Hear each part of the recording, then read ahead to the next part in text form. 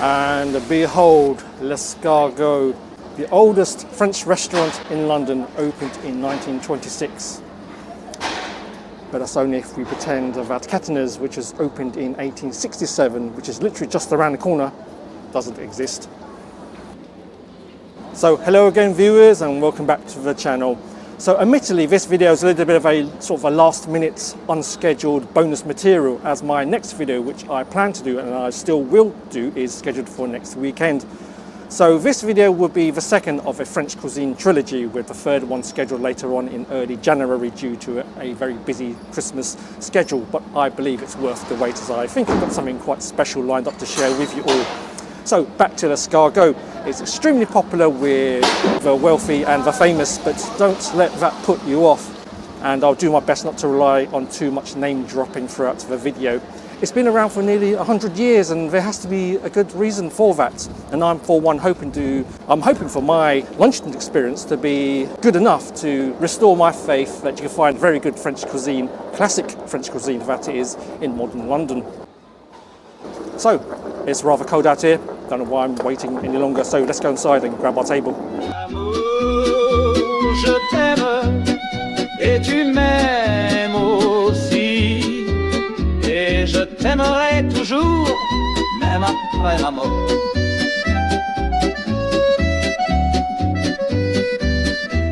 To L'Escargot. I've got my menu in front of me and my customary linen napkin. I did turn this over as I found a little stain here, so I'm going to pretend I didn't see that. Try and keep everything in good spirit. There's a little wine menu there, so a little element of casualness in here. So I rather like it, it's very comfortable. Okay, a quick run through the menu. You've got your little nibbles to start off with, kick off proceedings. And you've got a rather very good value for money fixed price. 2 courses for 25, 3 courses for 29. And it's reasonable hours where they are doing these deals, so very good value, I say. Yeah, good choice of quality dishes as well. But I'm going to go for straight to the a la carte. There you go, just a quick scroll through there. You see lots of French classical dishes there, but it looks like it's a little more traditional than your more modern offerings. So I'm quite positive about this one. And alas, as this is a French restaurant, you have to look at the wine list. It is mandatory. Oh, let me just get my finger around the page properly. So quick browse through. Lovely, generous selection of champagnes, but only one by the glass. Whereas in Kettner's, I had a selection of at least 5 or 6. Okay, quick run through the white wine there, and your reds by the glass and bottle as well. There is a fine wine selection, which is only by the bottle, of course. On the back page, show you there. If you like your fine French reds or white wines, then you'll be certainly catered for. Wow, just wow, I have to say, the decor in here, certainly a very French and Parisian vibe. And unlike other Zone 1 restaurants, they don't hold back on the bold sunshine colours in here, adorning their Georgian panelled walls. Certainly very busy to the eye, almost frenetic, but in a good way that is. There's modern art dotted around everywhere, and if there's a space somewhere, in goes another painting. And there's a rather busy looking staircase, all thanks to a very busy carpet design, helped by a charming use of a snail motif. I suppose all this helps keep your senses busy, and certainly not a dull moment in here. I have elected to go for a champagne this time before my first course arrives, so it's the house champagne. I believe it's £18 a serving, so a bit on the steep side, but I'm sure it's good. Let's give a little nose test. Oh, I love the detail on the glass. It says JP there. It's one of has the brand of their own in-house design. Anyway, I'm waffling. I'll give it a nose test. Okay, very fruity, this one. Apricot, peachy element in there. Yeah, not the typical sort of biscuits, bread, baked goods that you get with your far more traditional champagnes. I'll give it a taste now. And of course, on behalf of L'Escargot, cheers, cheers.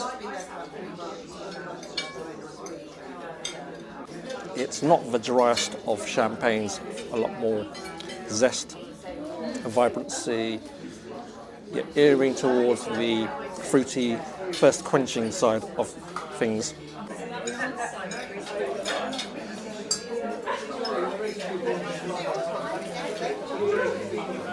Wow, that's lovely, thank you.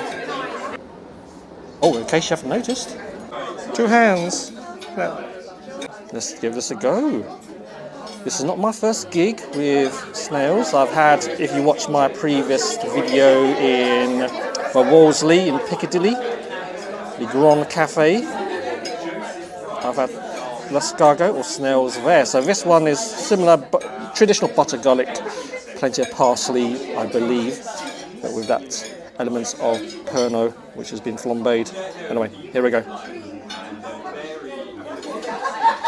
It's similar to the last snail dish I had, but the snails here are a little bit more chew to them.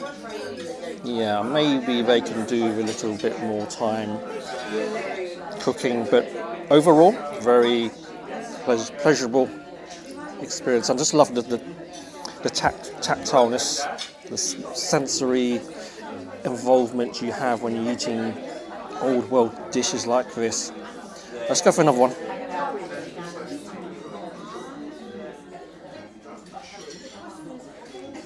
And voila.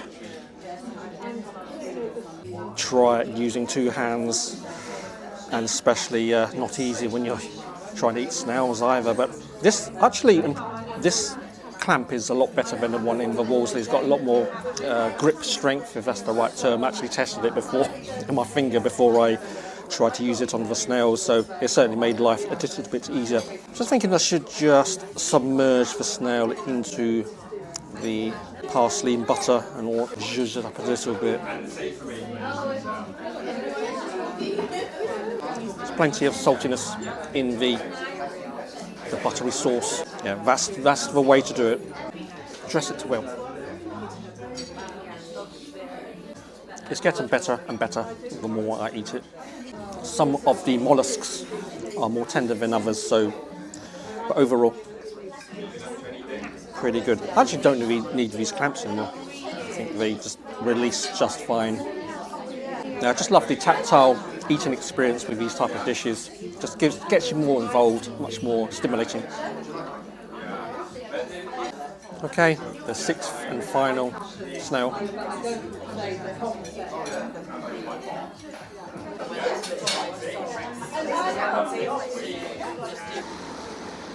And of course, number 2 has landed. It is a langoustine bisque. Love the colour. It's almost I wish I read the ingredients now, but I do love the combination between the sort of the toffee colour and the cream and some chopped chives. Anyway, enough waffling. Let's just get straight to the taste. Smells good though. My goodness, that is some serious tasting soup or bisque. Fantastic. I did moan about the lack of richness and decadence in French cuisine in modern London, but I'm happy to be proven wrong, and this is a good start. So this bisque is the main star of the show, is the langoustine, and no, it's not scampi. There's a difference. Scampi is simply just the tail flesh of the langoustine. You can smell the sea in there, lovely smokiness, a hint of smokiness in there, flavour. The chives lifts it, so plenty of going on, keeping my palate very busy, and that's the main thing. Very rich as well. You've got the lovely cream to slightly give it that element of richness and decadence.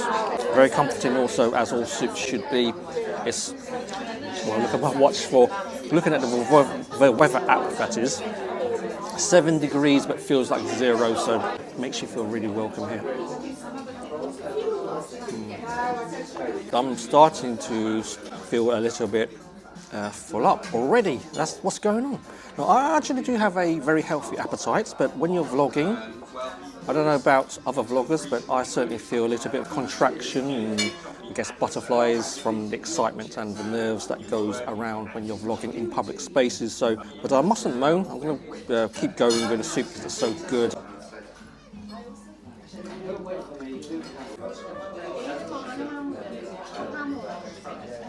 So, l'escargot, or as it was originally known as l'escargot bienvenue, it was roughly translated as the snail welcome, opened its doors here in 48 Greek Street in 1927. And it wasn't the founder's first gig either. Monsieur Georges Gaudin opened up his first restaurant a little bit further along Greek Street in the late 1800s. And it was simply called as Le Bienvenue back then. It would be the first UK restaurant that claimed to have served the snail delicacy to unsuspecting British diners. If you look above the main entrance, there is a canopy and it would say Bienvenue, and that would be a callback to the restaurant's origins. It has changed hands, however, over the years. At one point, Nick Lander and his wife, Jancis Robertson, the queen of wine journalism, were custodians of l'escargot before handing the baton on to James Lahoud, who's an entrepreneur, and with his business partner and friend. I don't think. No, it's horrible. So you take a little butter. None other than Marco Pierre White, only to further embellish l'escargot's gastronomic credentials. It will continue to change hands further along the line, and now it is under the watchful eye of former Premier League and Everton FC football player, and excuse my pronunciation, Thomas Hitzelsberger. Si tu savais ce que j'ai vu de mes And behold, si the tu savais, mains tu n'y croirais pas. has landed. This is a Tornados Rossini. Excuse my pronunciation. A very decadent classical French dish that not many restaurants left in London have the balls to serve in its true and original form. You have your fillet of beef and accompanied with a panache of foie gras and truffles. Oh, fungal. Just move the lobe of foie gras to the side, just like that. Comes with a little bit of spinach as well, some greens to cut through the richness of the beef and the foie gras. And you've got I believe underneath is a little rosti, potato rosti. Some people would prefer to call it hash brown, but I don't think they are the same thing. Anyway, let's give this a go.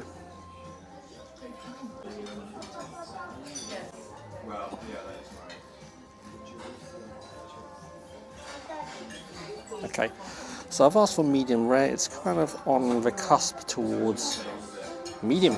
I will roll with it. Just realised I cut a slightly large piece, so I'm going to halve it. Give this a go. Madeira sauce, I believe, if my memory serves me correct. The fillet is certainly very delicate to the palate. It's not going to grab you by the throat in terms of charred grilled meaty sensation you get with, say, perhaps a ribeye. It's a far more delicate proposition.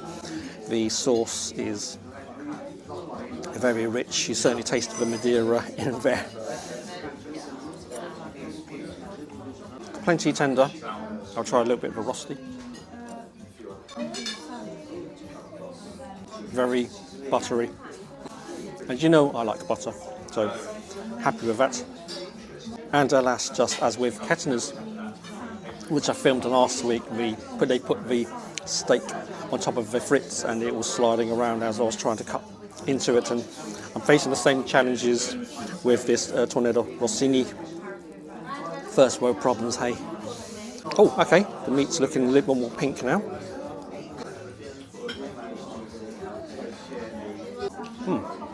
Very clean on the palate.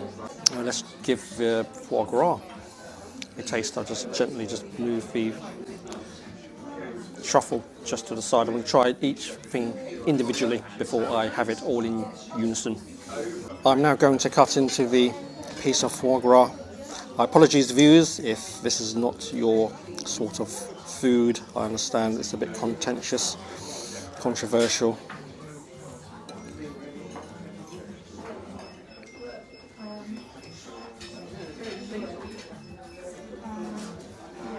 It's been some time since I've last eaten foie gras, and it always hits me with how rich and creamy and gamey foie gras is. It's certainly a very unique tasting experience. Can't be replicated, although I know some people have done some kind of vegetarian hack involving melons.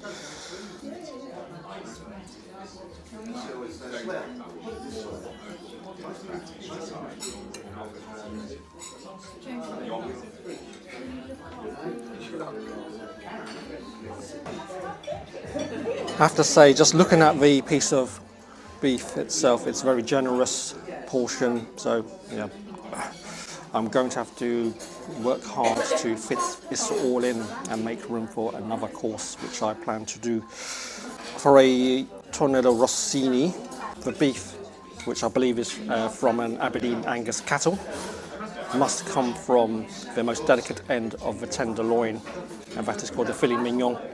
The other end of the tenderloin is often called as the rump fillet, is what Blacklock serves in their steak offerings, and it's a slightly more affordable alternative.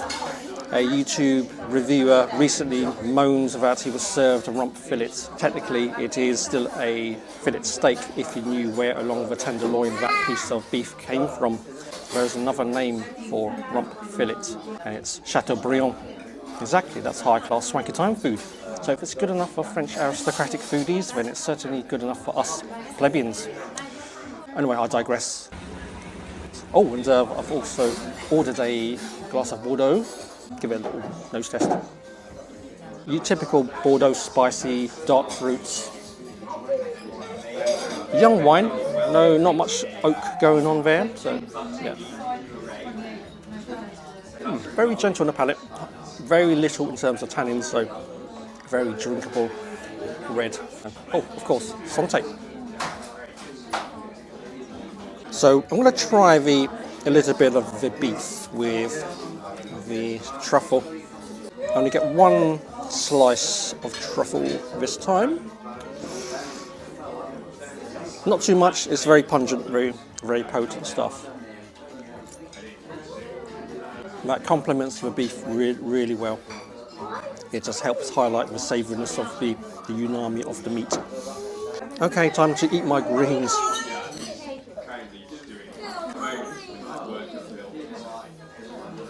The lovely freshness of the spinach helps cut through the fats of the foie gras, the Madeira sauce and the beef. It's absolutely necessary for this plate of food.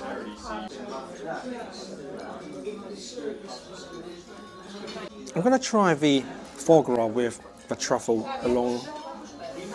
alongside, get the ultimate experience. Excuse me if I load my voice a little bit, so there's a few more diners here and I don't want to disturb them. Is there anything that truffle doesn't go along with? Fantastic. So every great restaurant has its own heart and soul, and it was in the early 1980s when a certain Elena Salvoni, aged in her mid-60s, was appointed front of house of L'Escargot. She was actually well known in the area before that, being given the moniker as the beating heart of Soho, having worked in the hospitality in this part of the London area since 1942. She was known to be rather unassuming, maternal, and only standing no more than 5 foot tall. However, she had a very great knack for making strangers feeling very at ease and comfortable and very welcome.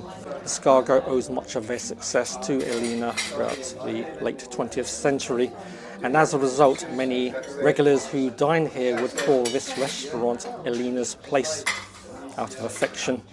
Elena cared little for gastronomy, except for perhaps home cooking for her family. Her philosophy was rather simple: make sure the food is ready to serve the food as quickly as possible, and leave the diners the hell alone. Elena would continue to work for other restaurants well into her 80s, and if it wasn't for insurance reasons, she was forced to retire, and she sadly passed away at the grand age of 95 back in 2016. Oh, giddy, giddy, giddy. So this is the pudding. They didn't have souffle in the starters, no cheese souffle, but they got chocolate souffle, and there's no way I'm walking out of L'Escargot without having this as the finishing course. They inserted vanilla ice cream inside the souffle, so I regretfully didn't capture that, but what I'll do is I'll put a little bit more sauce, chocolate sauce in there. There you go. I've ruined the presentation now, apologies. Even giving me some chocolates as well, so darkened white chocolate to add towards the decadence. Good grief, here we go.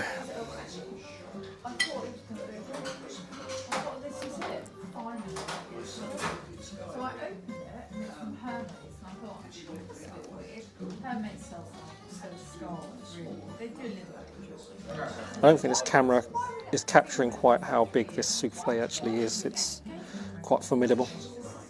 Here we go. Definitely chocolate in there. I'm struggling to think of words at the moment. On my fourth course right now, belly is rather full, but just about enough room to fit a reasonable amount of souffle in there. It's much lighter than, of course, a chocolate fondant. Chocolate fondant is a sponge cake with chocolate content in there. This is very much the texture of, as you expect from a souffle, so there'll be the egg inside. The ice cream inside is completely melted. It's just a little pool of vanilla. I'm loving the ice cream in there, certainly adds that a little bit of dimension in there, cuts up the richness of the chocolate. Okay, I'm going to need some time alone to finish this, so I shall see you all outside soon.